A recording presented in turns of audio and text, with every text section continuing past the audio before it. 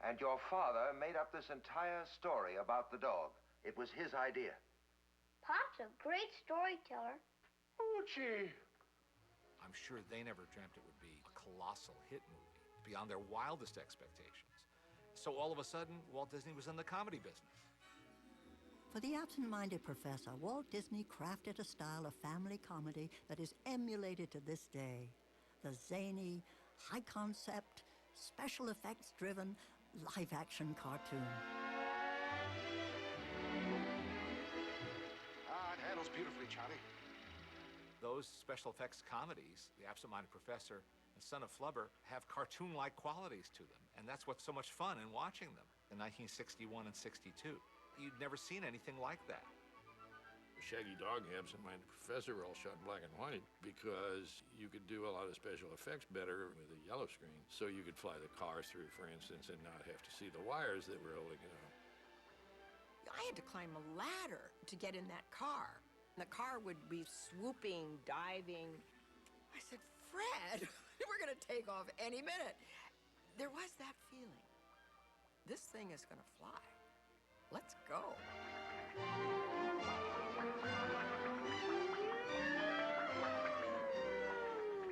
Animation is a special effect, so it was natural to say, you know, cars can fly, or dogs can change into kids, or vice versa, and not really have to think much beyond that, except we had so many smart guys around there that could figure out how to do those things. I mean, that's like Disneyland. That's why they're so good at that. They know how to do it. Will you ever forget the basketball seat? They have flubber on the bottom of their shoes and they start bouncing everywhere. That's a classic.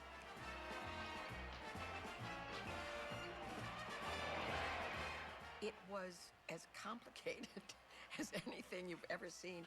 And I remember standing there and thinking, somebody's gonna kill themselves.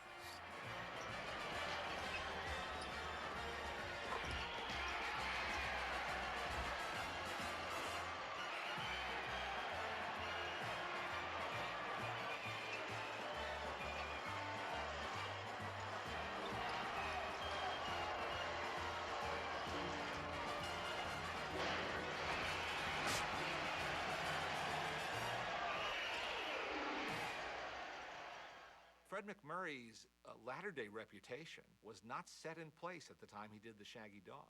He'd been playing tough guys in the 50s. He did westerns where he was pretty hard-bitten. I never understood what a great artist he was until I worked with him. There was something really sweet and fun about him. He was kind of a reserved man. And I felt there was a sort of cool reserve to Mr. Disney.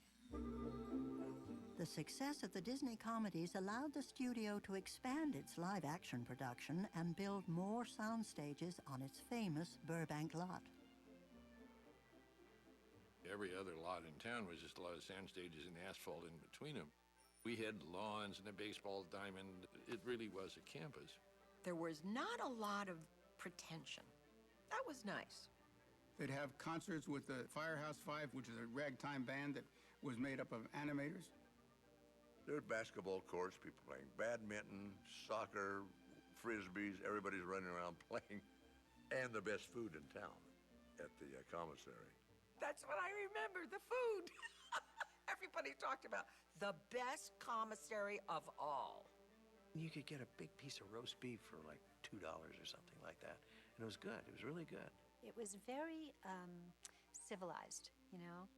It was very well manicured, flowers everywhere. It was genteel. It had a civility about it that you certainly don't find today. You didn't go there like a business. It was unlike any other studio I've ever been at. It was remarkable. It was very special, and it was because of Walt.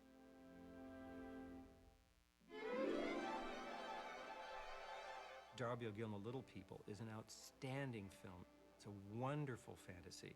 You have Sean Connery in his pre-James Bond roles, and Janet Monroe, who Walt liked so much and put her under contract. She is my dear, my darling one, my smiling and beguiling one. I love the ground she walks upon, my darling Irish girl. People who are aficionados of fantasy filmmaking and special effects consider it one of the best.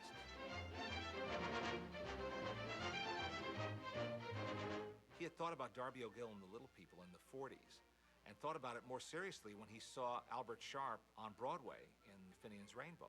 Well, it would be another decade before he hired Albert Sharp, but he did hire him to play Darby O'Gill.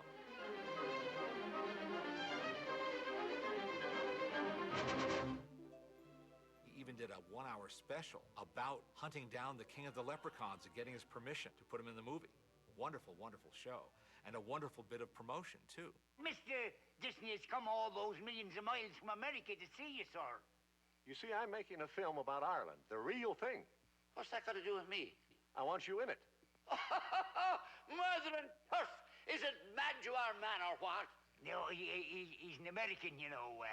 Oh, it's not ignorance, it's just that he knows nothing. Walt restarted international production. Probably the first film was Third Man on the Mountain. It's really about the first conquering of the Matterhorn. And it was a grand little love story there, needless to say. I climbed the Matterhorn on my day off. I went to work the next day, and the word had spread around. Ken Attigan said, naughty, naughty, naughty. Film came out in 1959. Matterhorn was built at Disneyland, 1959. Wonder if there's a connection there. When Disney set his sights on filming the literary classic, The Swiss Family Robinson, he inspired director Ken Attigan to reimagine it into a brand new adventure. Walt said, try and think of everything that you would like a family to experience on a desert island.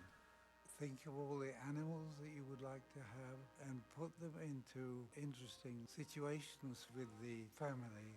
I will approve of you doing anything you want to do. We shot for 7 months on Tobago. Just to see that place is the stuff dreams are made of. The art department had built this tree house in this huge banyan tree that was on this island. As Walt went along, he got that look. He said, this is great, guys, but what if you did da-da-da-da-da-da-da? And when I came back the next day, Walt added to it a water wheel that had water coming down that went into a bamboo chute, and it turned this, and it was this Rube Goldberg device that he just dreamed up.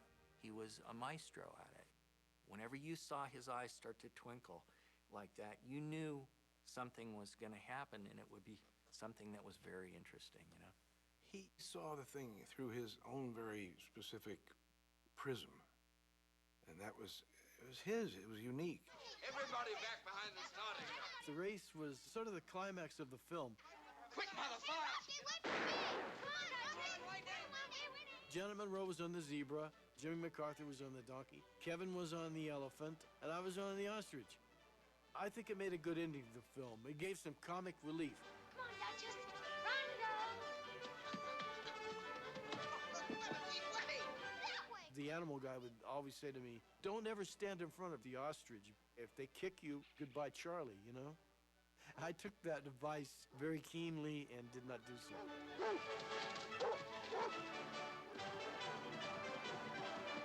It's all just having fun and shooting. So this donkey stops by the stream, and I go right off the top, and I did a perfect flip, and it's in the picture. Now we're going to win.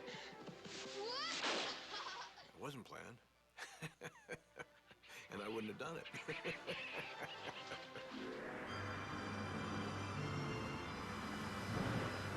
By 1960, the arrival of a new Walt Disney epic sent a ripple throughout the world, and the Disney studio was riding a tidal wave of popularity. It wasn't just Swiss Family Robinson, it was Walt Disney's Swiss Family Robinson. And America embraced those films and embraced that brand. It made its money very, very fast for Walt and was the biggest money maker for years.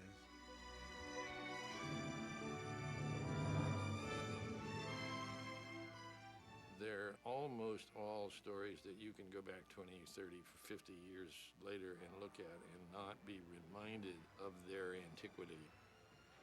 Walt would take a picture like that, release it, have great success with it, put it back in the film vaults for 7 or 8 years, and then re-release it again. Walt Disney made two kinds of films. There were the films that were events, like Swiss Family Robinson. And then there were the bread and butter movies. Toby Tyler or 10 Days with the Circus was about a kid. He's an orphan being raised by his aunt and uncle on a farm. They don't appreciate him, so he decides to run away and join the circus. The story is all the adventures he had in the circus. Of course, by the end of the show, his family problems have kind of worked out because his aunt and uncle who didn't appreciate him have learned that maybe there's more to this kid than meets the eye.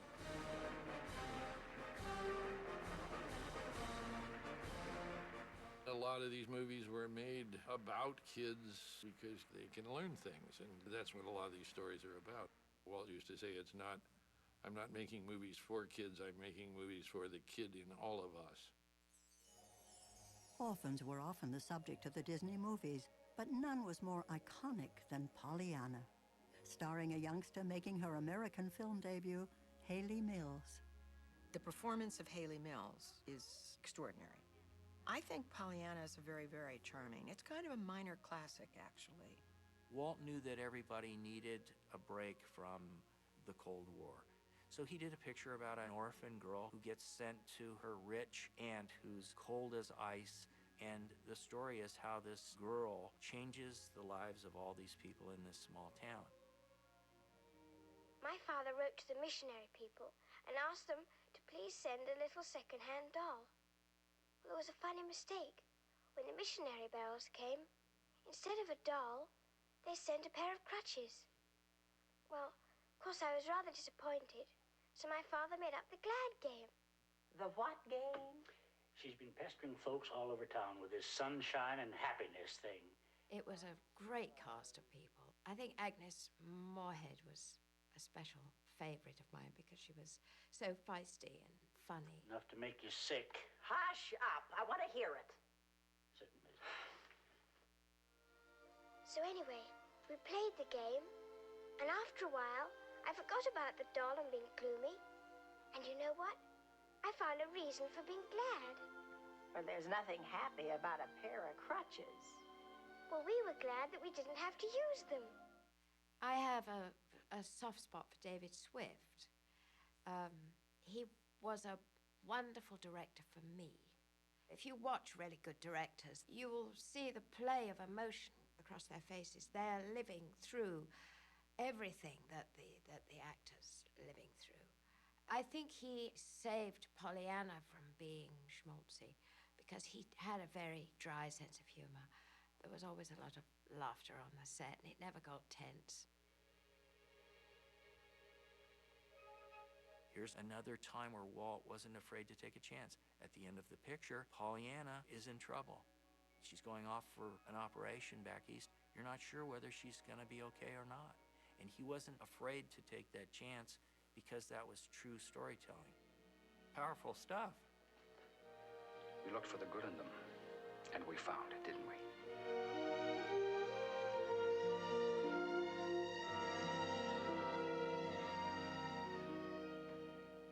Aunt Polly?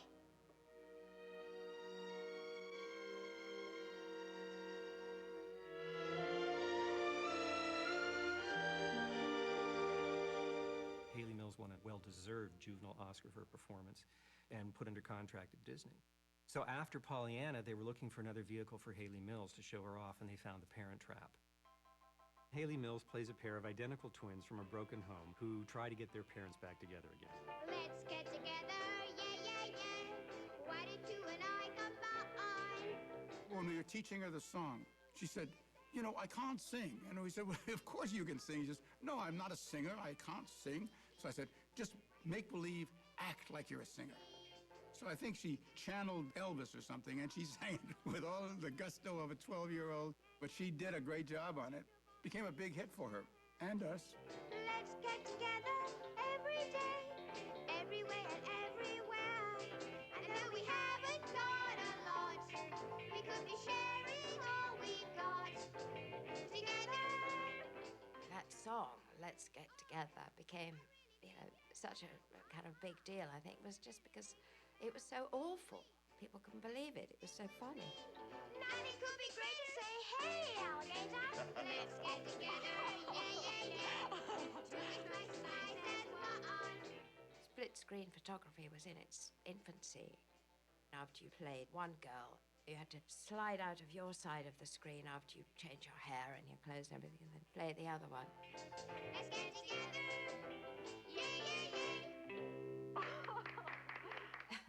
I remember when we were doing the fight sequence in the camp, being a little bit too enthusiastic with the custard pie. And then, of course, I realized too late that I had to then play that part and get the custard pie in my face. Damn it. Why cry about bad weather? Enjoy it. For his wildly imaginative take on Jules Verne's In Search of the Castaways, Walt combined Haley Mills with Maurice Chevalier and created a top box office hit. Each lovely twist and byway, each bump and twist. If there's a complication, enjoy it. You've got imagination. Employ it. If you get over the silliness of In Search of the Castaways, it's still kind of fun, and Haley Mills is charming no matter what. Why cry about bad weather? Enjoy it. No, enjoy. Oh, each moment is a treasure. Enjoy That's it. better, enjoy it. We're travelers on life's highway. Enjoy the trip.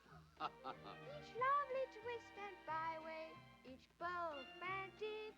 The Sherman Brothers really understood Walt's belief system, that you go through a trial, but you can come out and you have the tools as a human being to make your life okay and to survive. Pour vous, me lord, enjoy it.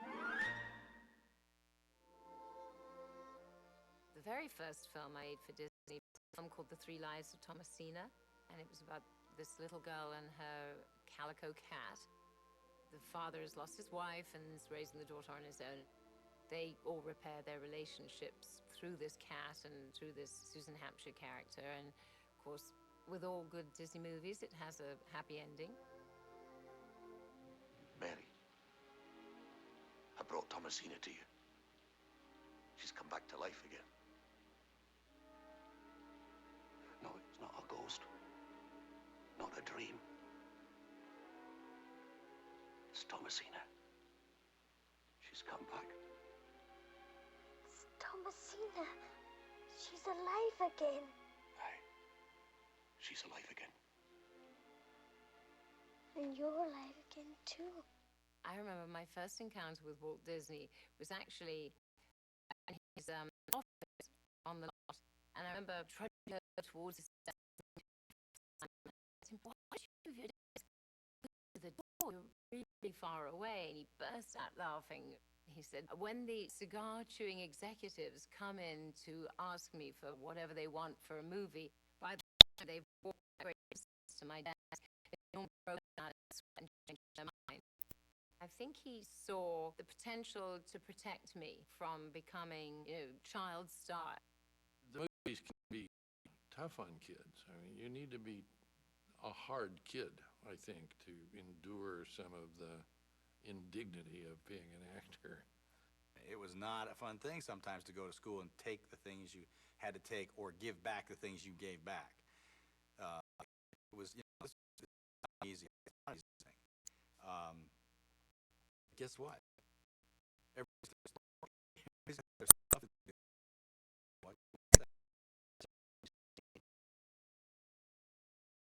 I watched you when I was so-and-so, or parents used to say, we don't know when our kids are going to be home because such a show is on, so it's a positive thing, usually. In 1961, Disney produced his first live-action musical with the splashy romp Babes in Toyland. Down in the square.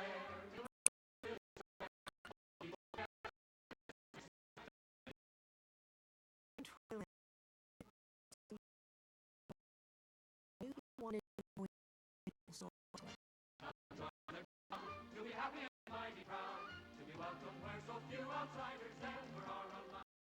The songs are wonderful, the visuals are wonderful, but it was not terribly successful at the time. There were a lot of and interesting people in it, and of course Annette Funicello. She got a fan mail.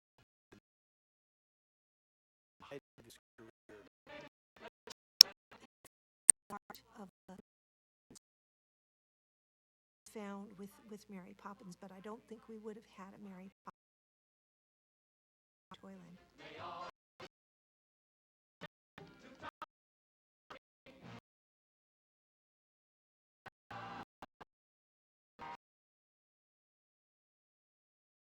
Reception.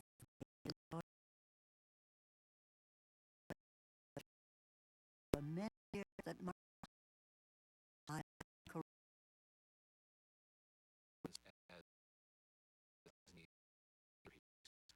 but kind of a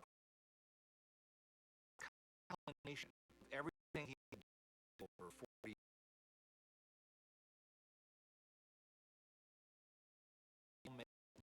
fast.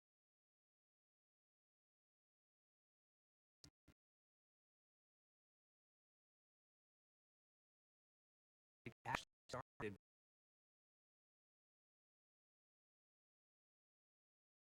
trying to get the rights to Mary Poppins.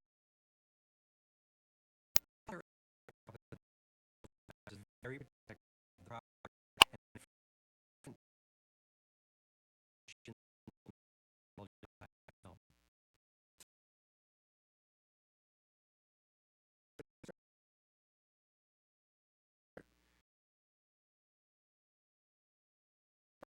and Lady got the best picture, and she got the best actress. There's justice somewhere. Walt Disney, honored as showman of the world. He was like on a golden crest, and so everything was kind of